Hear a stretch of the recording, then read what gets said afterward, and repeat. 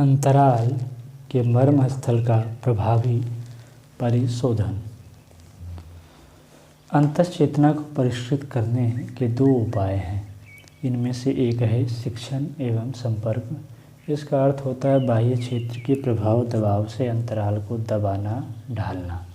दूसरा उपाय है आंतरिक प्रसुप्ति को दूरदर्शी विवेकशीलता और साहसिक संकल्पशीलता के सहारे जगाना, उभारना।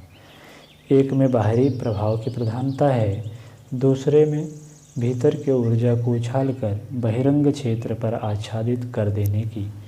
एक को बादल बरसाने, धूप निकलने, आंधी चलने की उपमा दी जा सकती है।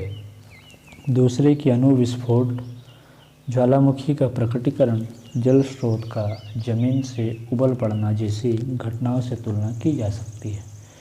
दोनों ही अपने अपने स्थान पर कारगर हैं, दोनों का ही उपयोग होता रहा है, दोनों ही अपने अपने प्रभाव प्रकट करती रही है। मानसिक विकास, बौद्धिक प्रशिक्षण, अनुभव अभ्यास से लेकर ब्रेन वॉशिंग और इलेक्ट्रोडों का उपयोग कर मस्तिष्क की संरचना में उलट पलट कर देने जैसे अनेक प्रयोग पिछले दिनों चलते रहे हैं। नीति कौशल में इसके लिए साम दाम दंड भेद का तरीका चिरकाल से अपनाया जाता है। अब कूटनीति के रूप में उसका एक अपना स्वतंत्र शास्त्र ही बन गया है। सरकारी और गैर सरकारी प्रचार तंत्र इस प्रयोजन के लिए अपने अपने ढंग से काम करते रहते हैं। इस संदर्भ में विज्ञजनों को पहले से ही बहुत जानकारी रहती है। इन पंक्तियों में उस उपेक्षित पक्ष पर प्रकाश डाला जाना है जो भीतर से उछलकर बाहर आने और ऊपरी सतह को सुरम्य बना देने की चमत्कारी परिणति के रूप में कभी कभी देखा जाता है। मनुष्य सचेतन स्तर की दृष्टि में समव्याप्त पदार्थ संपदा की तुलना में कम नहीं, कुछ अधिक ही महत्व का है। अणु की संरचना और विभव की विशालता देखकर बुद्धि को हतप्रभ रह जाना पड़ता है। किंतु यदि एक कदम और आगे बढ़कर देखा जा सके और गहराई में डुबकी लगाई जा सके तो प्रतीत होगा कि वैभव का दृश्य भंडार उस क्षेत्र में इतना है जिसे तुलनात्मक दृष्टि से वरिष्ठ न माना जाए तो कनिष्ठ भी नहीं कहा जा सकता। यहाँ चर्चा पैरों के नीचे दबे अदृश्य क्षेत्र की नहीं हो रही है, धरातल का उदाहरण दिया जा रहा है। ठीक यही उदाहरण मानवीय सत्ता पर भी लागू होते हैं। बहिरंग क्षेत्र की प्रकृति संपदा उपयोगी भी है और आकर्षक भी। इतने पर भी अंतरंग क्षेत्र में जो विद्यमान है वह भी ऐसा नहीं है जिसकी उपेक्षा और अवमानना की जा सके। सच तो यह है कि पदार्थ को इतना सुखद, आकर्षक एवं उपयुक्त बनाने में भी चेतना का ही कौशल काम करता रहा है। अन्यथा धरती भी अन्य ग्रह पिंडों से मिलती जुलती अनगढ़ स्थिति में ही रह रही होती और इसका वर्णन विवेचन करने वाला तक कोई न होता। चेतना का स्तर ही है जिसके कारण एक ही परिस्थिति में उत्पन्न हुए व्यक्तियों में से कोई है पिछड़ी विपन्न स्थिति में दिन गुजारता और आत्मप्रताड़ना, लोक भर्त्सना सहता है, जबकि उनमें से कुछ को अपना रास्ता आप बनाते, अवरोध हटाते, साधन सहयोग समेटते प्रगति के उच्च शिखर तक पहुँचते देखा जाता है। यह अंतस का चुंबकत्व ही है जो अनुकूलता को खींच बुलाता है। यह अंतस का आलोक ही है जो संपर्क क्षेत्र को आलोक से जगमगाता है।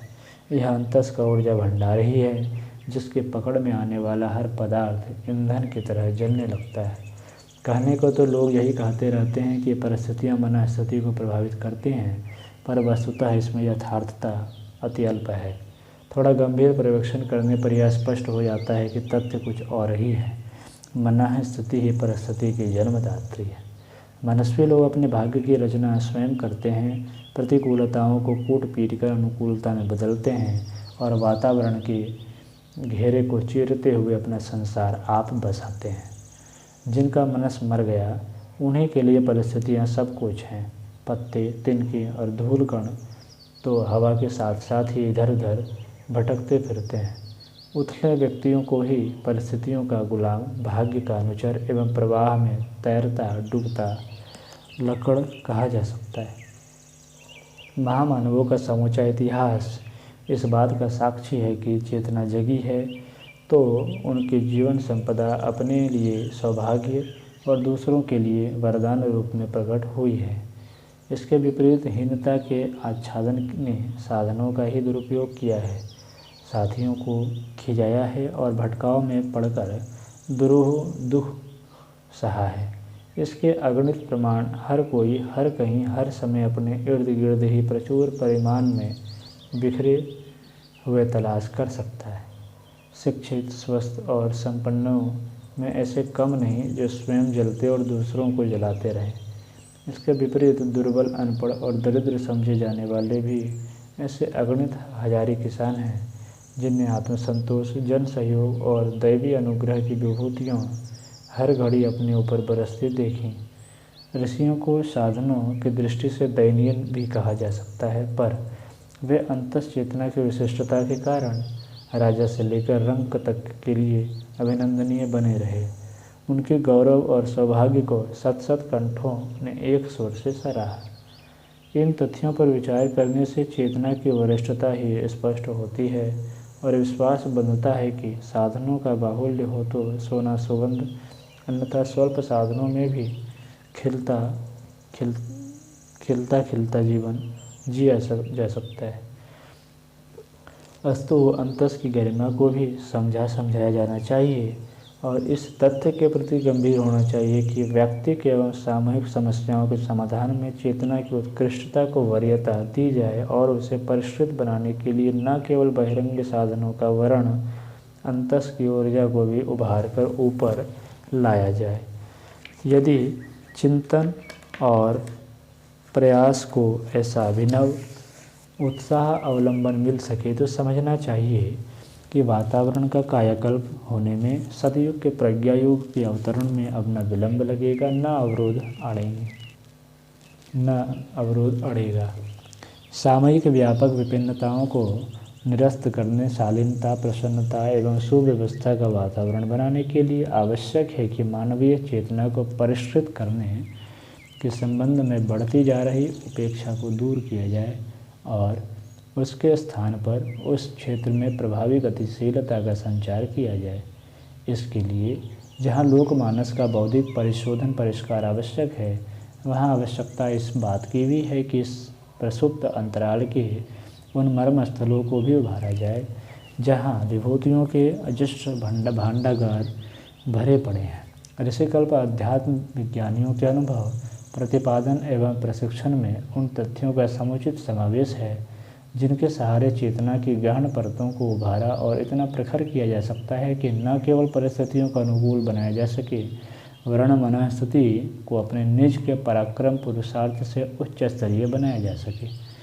कहा जा चुका है कि बाहर से भीतर को प्रशिक्षित करने की तरह ही दूसरा क्षेत्र है भीतर की प्रखरता को प्रदीप्त करके बहिरंग को सुशोभित कर सुसंपन्नता से भर देना। यह अपेक्षाकृत सरल है क्योंकि इसमें अपने आपे से ही उलझना सुलझना पड़ता है। दूसरों के हाथ रहने वाली परिस्थितियों को बदलने के लिए किए गए प्रयासों पर पग पग पर मिलने वाली खीज, निराशा उपलब्ध करने जैसी कठिनाई इस क्षेत्र में नहीं है। साधना अपने हाथ की बात है।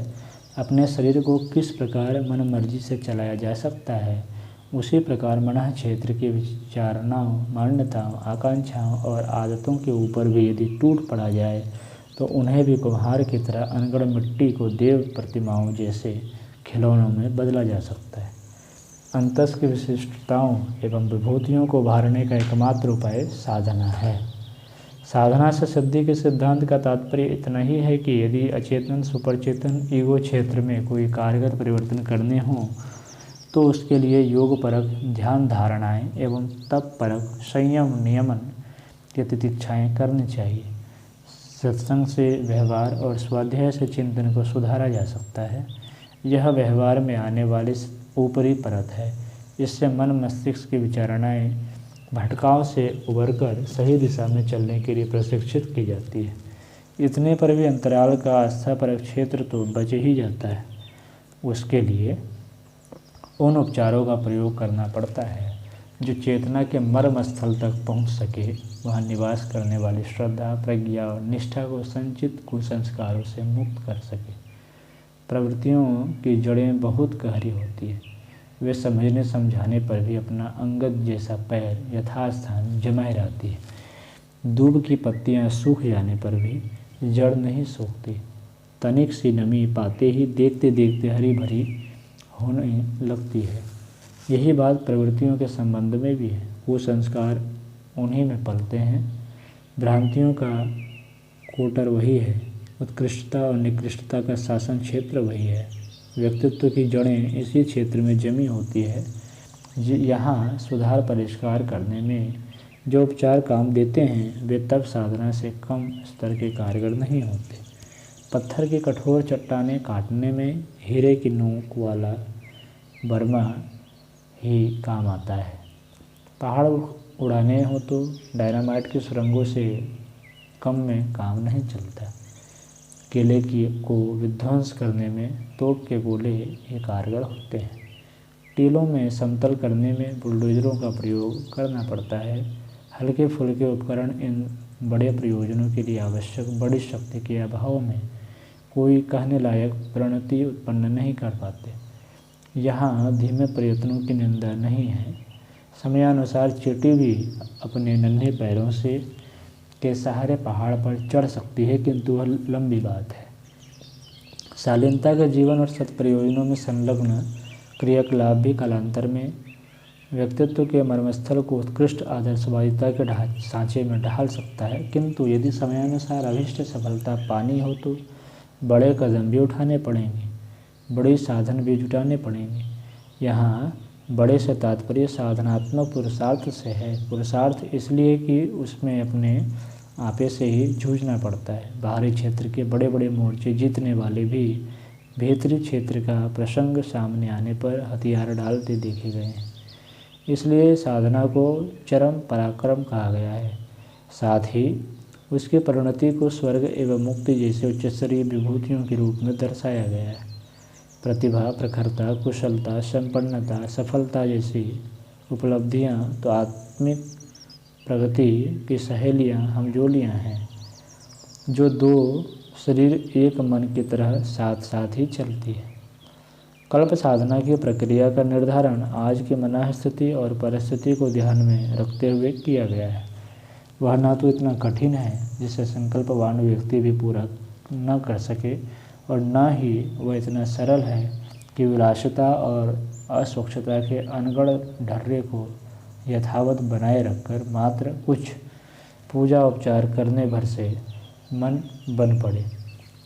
पूजा उपचारों साधना कृत्यों का महत्व तभी है जब वे श्रद्धा विश्वास के साथ जुड़े और संकल्पित व्रतशीलता बनकर सैन्य अनुशासन की तरह निभे।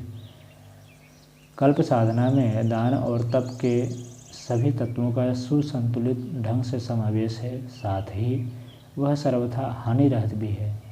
जैसा कि अन्य योग साधनों में प्रयत्न भ्रष्ट होने पर कई बार के विग्रह उठ खड़े होते हैं, वैसी स्थिति न आने पाए, इसलिए उसके नितांत उपयोगी होने के साथ साथ सर्वथा हानि रहित होने का भी पूरा ध्यान रखा गया है।